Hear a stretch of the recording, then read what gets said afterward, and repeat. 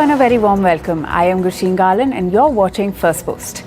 In the next few minutes, I get you the top 40 updates from around the world, only here on Fast and Factual. Let's get started. We begin with the latest from West Asia. Israel escalates its airstrikes on Gaza. In northern Gaza's Jabalia, the strikes killed at least 15 people. The latest strikes followed fresh evacuation orders from Gaza City and Jabalia. However, displaced Palestinians say there's no safe zone left. In fact, many residents were hit while fleeing the region.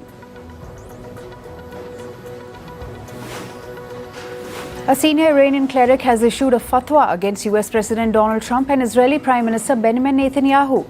Fatwa is a religious decree in Islam. The decree labeled the two leaders as enemies of God and warlords. It came in response to what the cleric called threats made against Iran's supreme leader Ayatollah Ali Khamenei by President Trump and Prime Minister Netanyahu. Russia launched its most extensive aerial assault on Ukraine to date, employing 537 aerial weapons, including 477 drones and decoys and 60 missiles. The attack resulted in injuries to at least 6 people. The Russian strikes hit an F-16 fighter jet, killing its pilot. Ukraine's Air Force reported that 249 of these weapons were successfully intercepted, while another 226 were lost, likely due to electronic jamming. Meanwhile, Russian and North Korean officials met in Pyongyang to sign a new cultural cooperation plan from 2025 to 2027. The agreement includes concerts and lectures by Russian performers and reflects on what was described as unprecedented cultural ties under recent agreements between Vladimir Putin and Kim Jong-un. The visit was marked by performances and ceremonies in the North's capital. China has partially lifted its 2-year ban on Japanese seafood imports. The ban was initially imposed over Fukushima wastewater concerns. Imports will resume from 37 of Japan's 47 prefectures, with Tokyo and Fukushima still excluded. China's custom authority cited long-term water monitoring showing no abnormalities.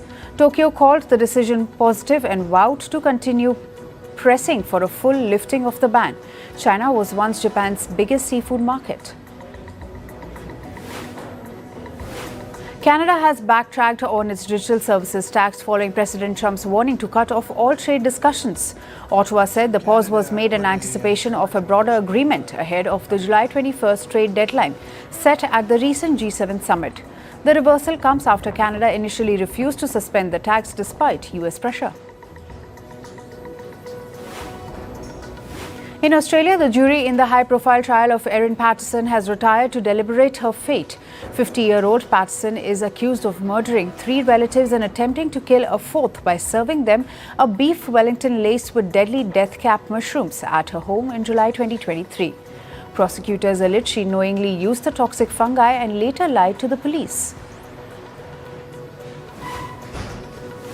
The Indian Navy's stealth frigate INS Tabor responded to a distress call from oil tanker MT Yicheng sinks in the Gulf of Oman after a major engine room fire and power failure. The ship was en route from Kandla to Oman with 14 Indian crew members.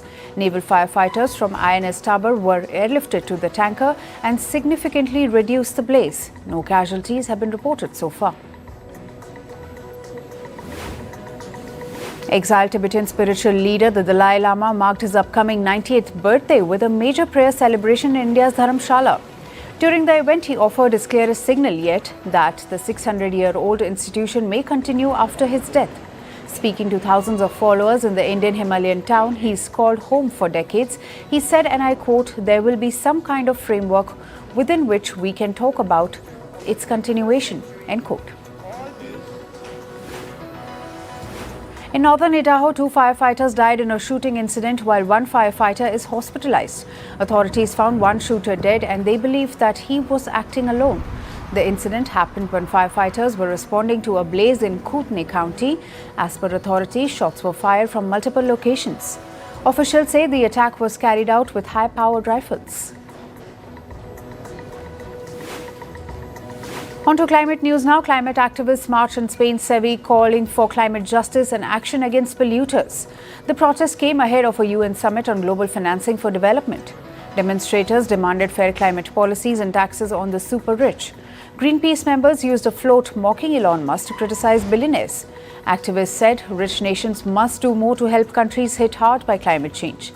The 4-day summit begins in Spain today. Europe reportedly faced its first major heat wave of 2025 in June. Temperatures reached up to 42 degrees Celsius in several countries. The heat wave hit Spain, Portugal, France, Greece and Italy. Officials issued health and wildfire alerts across these regions. Wildfires in Greece and Turkey forced evacuations near homes and campsites. Heat waves intensify as scientists warn of rising global temperatures. Wildfires spread across Turkey's Izmir province on Sunday. Heavy winds made it hard to control the flames. According to officials, more than 1,000 firefighters fought the blaze with air support. Civilians also tried to put out flames near homes. In southern province, 4 villages and 2 neighborhoods were evacuated and 3 people were hospitalized due to smoke. Flights at Izmir airport were briefly suspended due to heavy smoke. China's southwest province activated rainstorm warnings for today. 16 cities experienced strong winds, lightning and torrential rain. Over 29,000 people were moved from southern province to safe areas on Sunday. Some areas reported 90 millimeters of rain per hour. Yellow and red alerts were issued across multiple regions in southwest China. Government teams monitored conditions and evacuated people from homes. There were no reports of casualties as of Sunday night. India's capital, New Delhi, came under yellow heat alert today as monsoon arrived earlier on Sunday. According to India Meteorological Department, the rain reached Delhi 9 days ahead of schedule. IMD issued a warning for moderate to heavy rain. In the capital, rain kept temperatures between 23 and 33 degrees Celsius. The alert warned of possible disruptions to transport and power. The IMD said rainfall was likely to continue throughout the week. On to business and tech news now. Shares in Asian markets extended last week's gains earlier today, lifted by improving risk sentiment from Canada-US trade talks and firm demand for US tech stocks. Japan's Nikkei surged 1.6%, while South Korean and Chinese markets also recorded modest gains. Meanwhile, European and US stock futures also traded higher, with Nasdaq and S&P 500 futures extending last week's record closing levels, signaling stronger global market momentum. Oil prices fell 1% earlier today as geopolitical tensions in West Asia eased and expectations grew for an OPEC Plus output hike in August. Brent crude dropped to $67.11 a barrel, while US West Texas Intermediate slipped to $64.58. The US dollar remained under pressure, hovering near a 4-year low against the euro and sterling, as traders anticipated earlier US Federal Reserve rate cuts. Market sentiment weakened further after President Trump renewed his criticism of Fed Chair Jerome Powell and called for a benchmark rate cut to 1%. Meanwhile, gold prices reversed course and edged higher after earlier hitting a 1-month low as a weaker dollar boosted demand for bullion. Spot gold rose 0.3% to $3,281.65 an ounce, while US gold futures gained 0.2% amid signs of easing trade tensions between the US and China. President Trump said he had found a buyer for TikTok's US operations, describing them as a group of very wealthy people with identities to be revealed in about 2 weeks. Trump confirmed the deal would likely require approval from China and expressed confidence that President Xi Jinping would give the green light following months of uncertainty over the app's future in the United States. China's manufacturing activity ticked up in June but remained in contraction, with the official purchasing managers index rising to 49.7, marking the third straight month below the 50-point growth threshold. This came as China's economy has struggled to sustain its post-pandemic recovery as it battled a prolonged debt crisis in the crucial property sector, chronically low consumption and elevated youth employment. According to a new survey, confidence level among British employers hit a fresh 9-year high this month as companies became more optimistic about the economic outlook. The Lloyds Bank Business Barometer rose by 1% to 51%, the highest since November 2015. Zomato co-founder Deepinder Goyal is reportedly eyeing the regional air travel segment through a new venture with startup LAT Aerospace. The venture aims to tap into India's underutilized aviation network, with only 150 out of over 450 airstrips currently hosting commercial flights. Stellantis announced a recall of over 250,000 vehicles in the United States after the National Highway Traffic Safety Administration found a defect in side curtain airbags, which could increase the risk of ejection and injury during a crash. The recall covered certain 2022 to 2025 models of Pacifica and Voyager minivans, with dealers instructed to inspect and replace the airbags free of charge to address the issue of insufficient pressure retention. Nvidia insiders reportedly sold over $1 billion worth of company stock in the past year, with more than $500 million in sales recorded this month alone, as the chipmaker's share price reached an all-time high. This came as the chipmaker reclaimed the crown as the world's most valuable company last week. Moving to sports, today we begin with F1. McLaren's Lando Norris beat teammate Oscar Piastri to win the Australian Grand Prix. Ferrari's Charles Leclerc took the final podium place, with teammate Lewis Hamilton making a fourth-place finish. Red Bull's Max Verstappen was taken out by Mercedes driver Kimi Antonelli on the first lap. Verstappen is now 61 points off the championship lead. Ferrari team principal Fred Vasseur was not present at the Austrian Grand Prix. The 57-year-old returned home to France from the event, citing personal reasons. Instead, the deputy team principal Jerome D'Ambrosio stood in for Vasseur. In football, Paris Saint-Germain beat Lionel Messi's Inter Miami 4-0 to reach the Club World Cup quarter-finals. PSG hit 3 goals in 10 minutes towards the end of the first half. Yao Neves netted twice for PSG, who also benefited from a Thomas Avli own goal.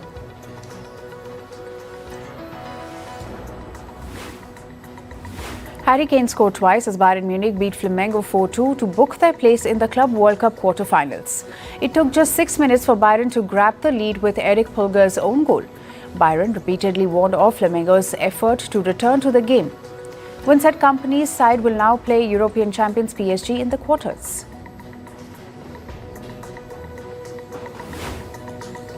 Chelsea have reportedly agreed to deal with Brighton for the forward star João Pedro. The transfer deal has been reportedly struck for $69 million.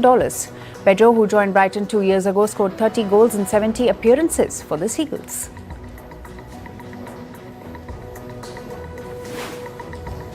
In badminton, Indian shuttler Ayush Shetty notched up his first BWF World Tour title. The 20-year-old won the men's single title at the US Open with a commanding straight games win over Canada's Brian Yang. The match lasted just 47 minutes. India's 16-year-old rising star Tanvi Sharma lost out of the US Open title. In the final, Sharma lost to her American rival 11-21, 21-16, 21-10. In an interview, Sharma's coach Park Tae-sang says he will work hard to make the 16-year-old India's next PV Sindhu.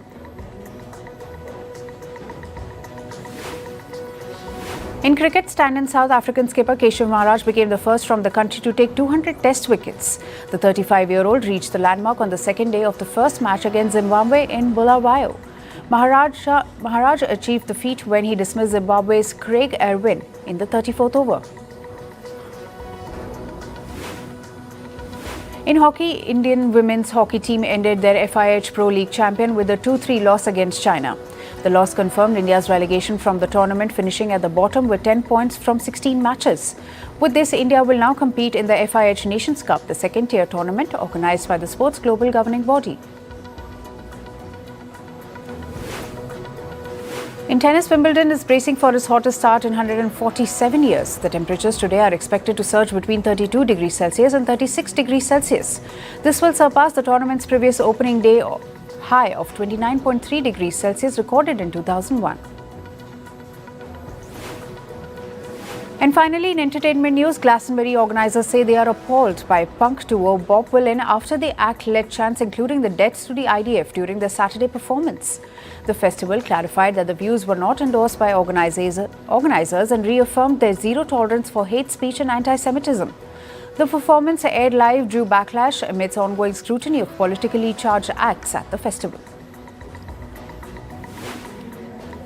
Beyonce's Houston show saw a dramatic movement when her flying cowboy Carter car tilted mid-air during her performance of 16 carriages.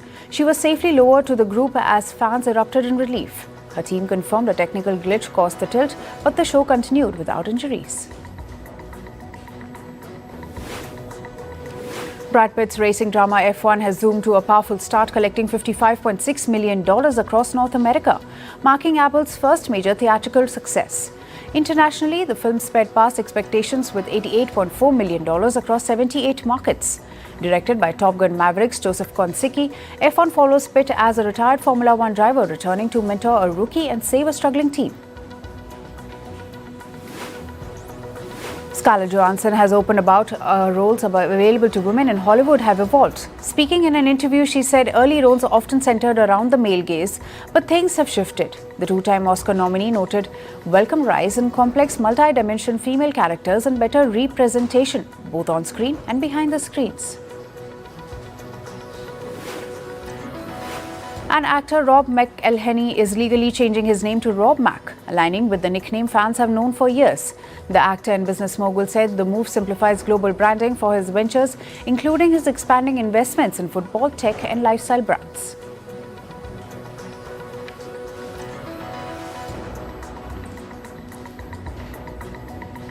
That's all for today. Thank you for joining us. I am Gushin Galan and we'll see you right back here tomorrow. Stay informed and stay tuned to Firstpost.